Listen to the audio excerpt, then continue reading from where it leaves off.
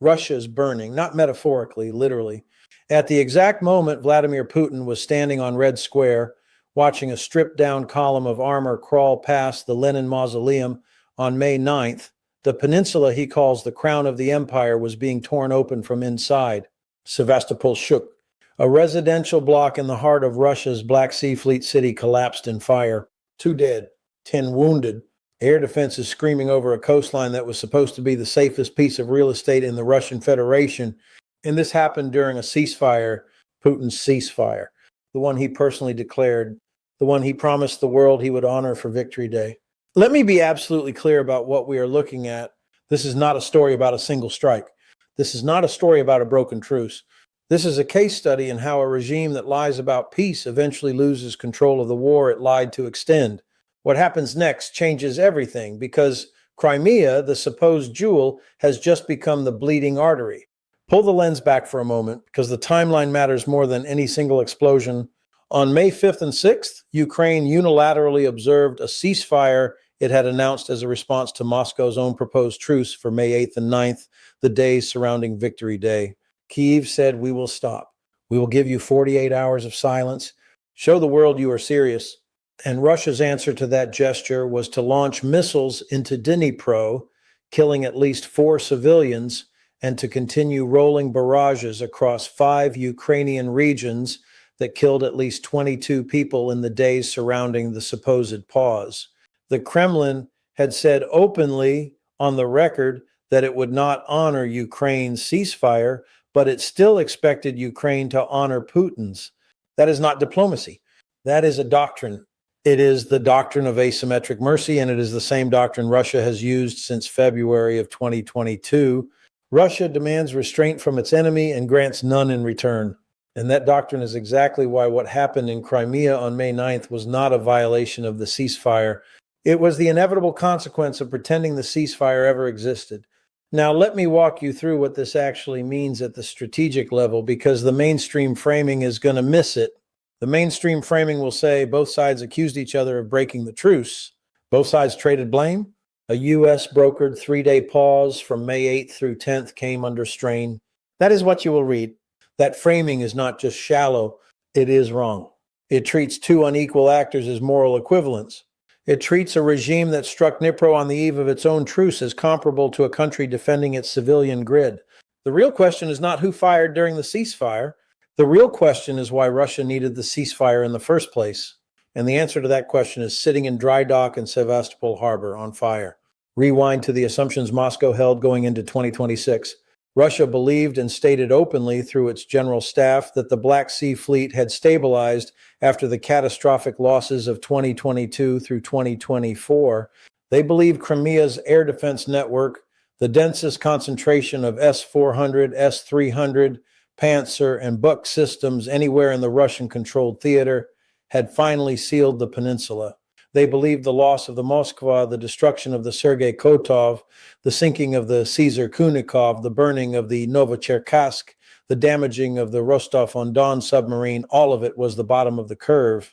They believed that with the bridge fortified, the western Crimean coast hardened, and the Sevastopol headquarters dispersed, Ukraine had been priced out of strategic effect. Russia believed Crimea had returned to being a fortress. That was the assumption. That assumption is now in pieces on the seafloor and on the airbase tarmac. On April 26th of 2026, the Security Service of Ukraine, the SBU, executed one of the most surgically devastating operations of the entire war, and almost nobody outside the analyst community is talking about it correctly. In a single night, Ukrainian long-range drones and naval assets struck 3 Black Sea Fleet warships, including the large landing ships Yamal and Azov. They hit the intelligence ship Ivan Kurs. They struck the Streletsky Command Facility, the naval traffic control nerve center for the entire western Black Sea. They destroyed 2 Su-27 fighter aircraft at Belbek Air Base, one of them reportedly armed and on alert. They damaged a MiG-31, the platform Russia uses to carry the Kinzhal hypersonic missile. Let that sink in for a moment. In one night, Ukraine reached into the most defended airspace in occupied Europe and hit warships, command nodes, 4th-generation fighters, and a hypersonic launch platform. And it gets even more serious from here because that operation was not a one-off. It was the third major strike package against Crimea in less than 90 days. The pattern is no longer episodic. The pattern is industrial. This matters enormously because of what it proves doctrinally. Russia's entire theory of Crimea depended on layered air defense being able to absorb saturation attacks. That theory has failed. Every layer, the long-range S-400, the medium-range Buk, the point defense Pantsir, every one of them has now been individually defeated, struck, or bypassed. Ukrainian Magura V-5 sea drones operate in surface waters Russia has effectively abandoned to them. Ukrainian deep strike UAVs penetrate from multiple axes simultaneously. ATACMS launches from the southern Ukrainian mainland have repeatedly cratered Crimean airfields. Storm Shadow and Scalp have demonstrated they can reach the rear hangars at Saki and Belbek. And homemade Ukrainian long-range drones costing a fraction of the missiles they replace now hit targets from Jankoy in the north to Cape Tarkankut in the west to Kerch in the east. Crimea is no longer a sanctuary. Crimea is a killbox. The peninsula that was supposed to project Russian power into the Mediterranean and the Black Sea is now a peninsula that cannot defend its own residential districts. And this is where the mainstream framing becomes truly inadequate. Because most outlets describe these strikes as tit-for-tat exchanges, as if Ukraine were merely retaliating. That is not what is happening.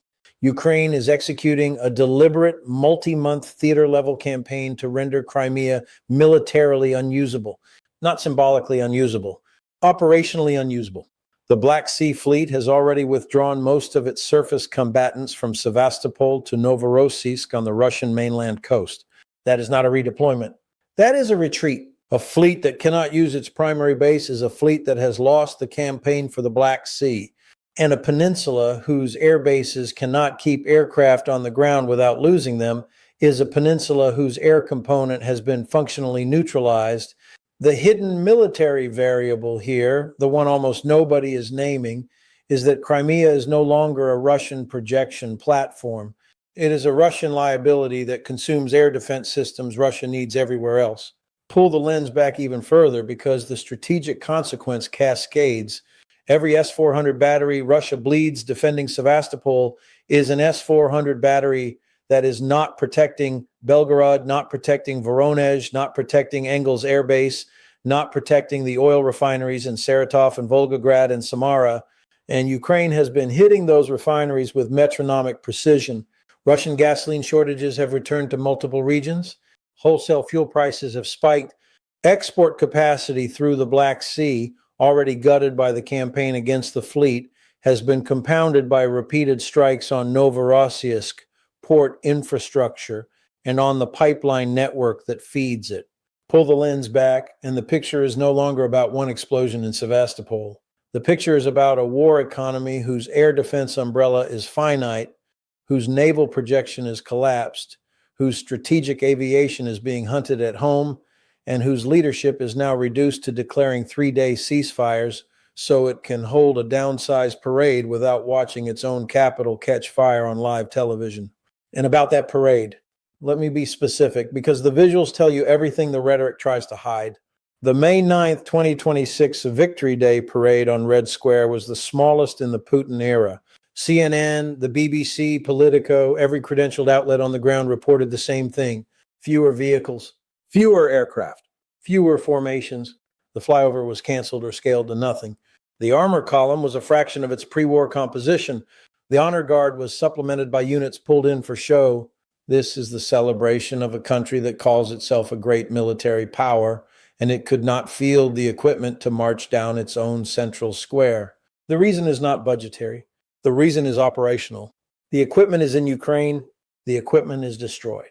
The equipment is needed elsewhere. And the airspace over Moscow itself was deemed too risky for a large flyover because Russia's leadership knows what its own air defense can and cannot stop. That is the most damning admission of the war, and it was delivered not in a speech, but in an absence. The empty sky over Red Square was the truest report on the state of Russian military power in 2026. Now, here's where the doctrinal lesson becomes brutal. A great power does not need to declare 3-day ceasefires to hold a parade. A great power holds the parade and dares anyone to interfere. The very existence of the May 8th through 10th ceasefire, brokered by Washington, accepted by Moscow, demanded by Putin personally, is itself a confession.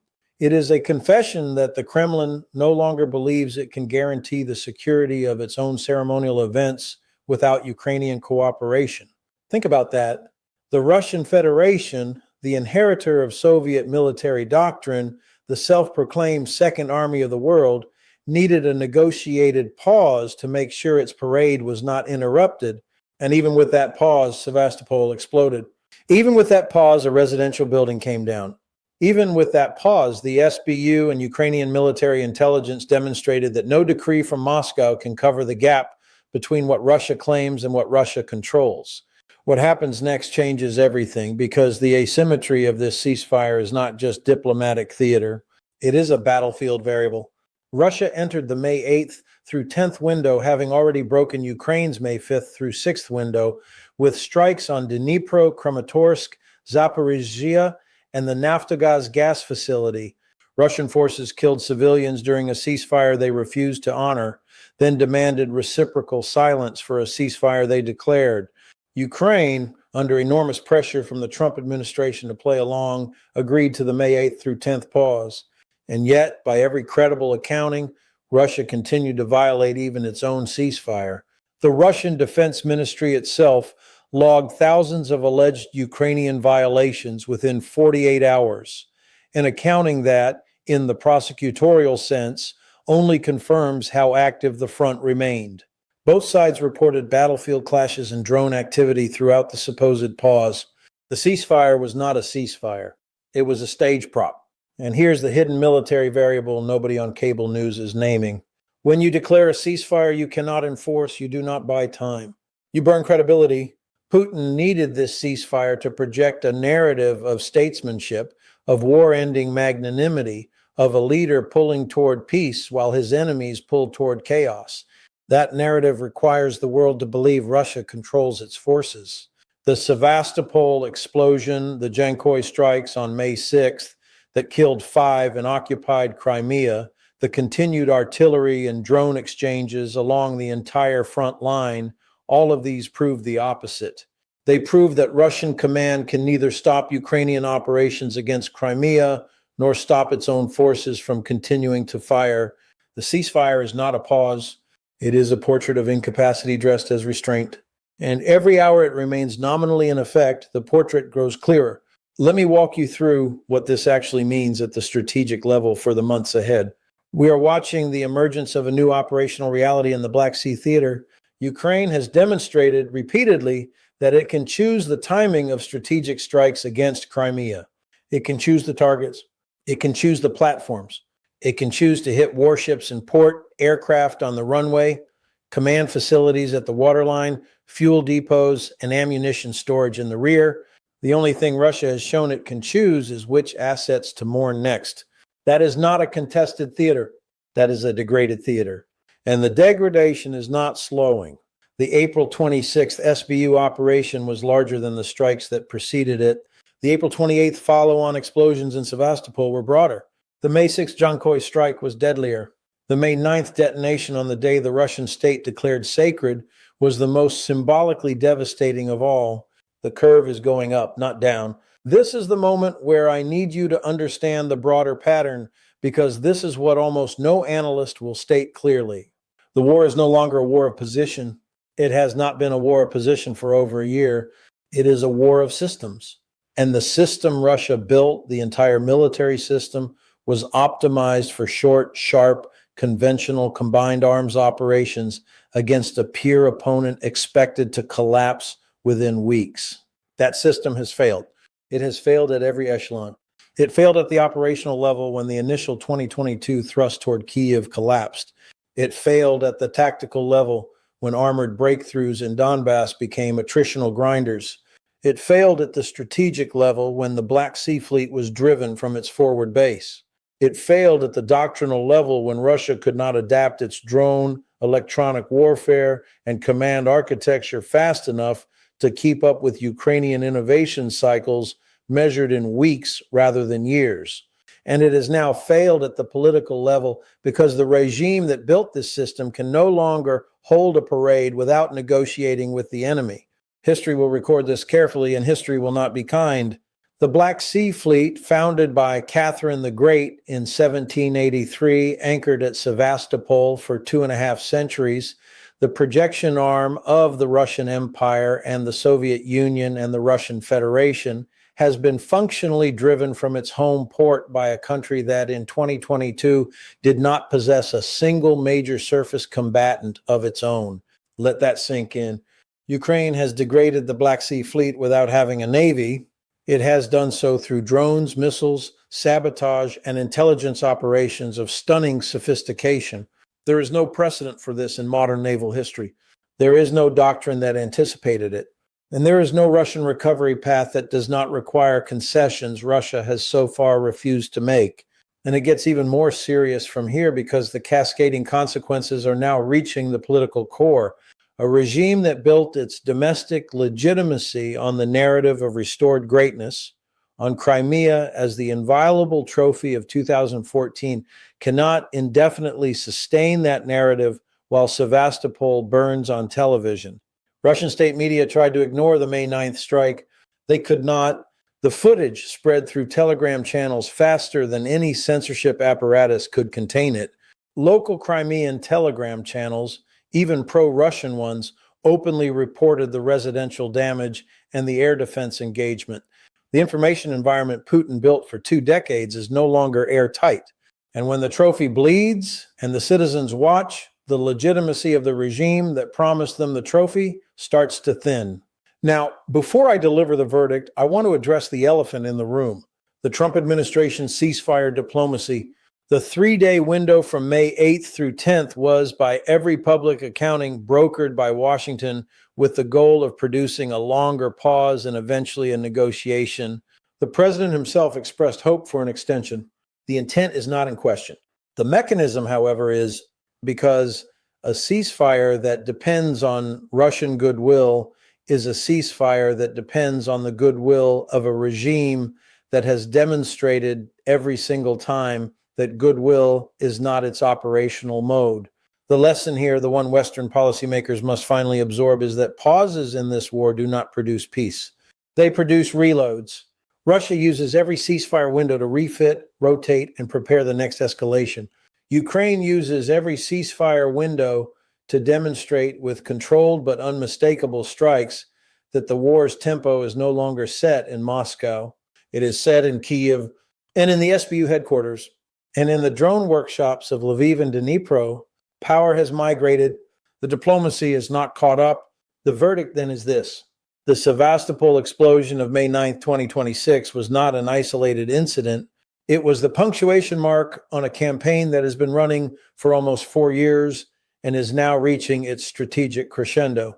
Russia broke the ceasefire because Russia cannot operate any other way. Crimea exploded because Crimea is no longer a fortress. The Black Sea Fleet retreated because retreat is what fleets do when their adversaries control the operational tempo. And the parade was small because the army is small, smaller than it was, smaller than it claims, smaller than the rhetoric of restored greatness can paper over. The forecast is harder to deliver, but I will deliver it anyway because that is what this channel exists to do. In the months ahead, expect 3 things.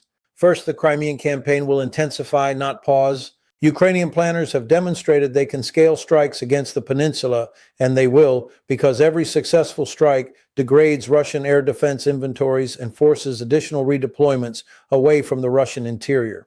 Second, expect ceasefire diplomacy to continue producing exactly what it has produced so far, which is short windows of theater followed by escalation. Until either Russia accepts terms that include territorial reality or Ukraine is forced into terms by external pressure, the war will not stop. It will only fluctuate. And third, expect the political weather inside Russia to shift in ways that are not yet visible on the surface, but are already legible in the data. A regime that scales back its central celebration is a regime that has lost confidence in its own narrative. That loss of confidence does not stay at the top. It travels. This is the moment to remember why this matters beyond the immediate news cycle. We are not watching a regional war.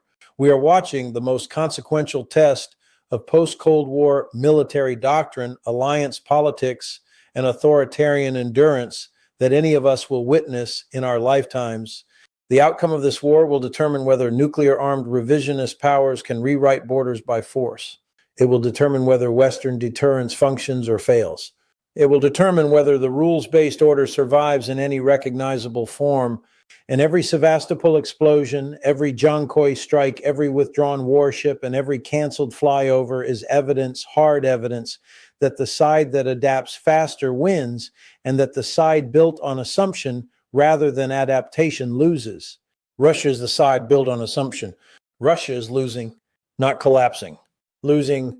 There is a difference, and the difference is measured in months and in lives. So stay with this channel, because the question of what comes next, the question of whether Crimea remains contested or becomes untenable, whether the Black Sea Fleet ever returns to Sevastopol, whether the regime in Moscow survives the consequences of the choices it has made, those questions do not have simple answers, and they will not be answered in any single news cycle.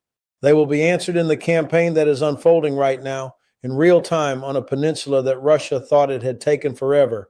If you want to understand how this war actually ends, not how it is described on cable news, but how it actually ends, you need to follow the operational evidence. That is what we do here. If this analysis was useful to you, take a moment to subscribe. We are pushing toward a goal that lets us keep producing this kind of work, and every subscription moves the needle. Hit the bell so you do not miss the next update, because the next update is going to matter. The pieces on the board are moving faster now.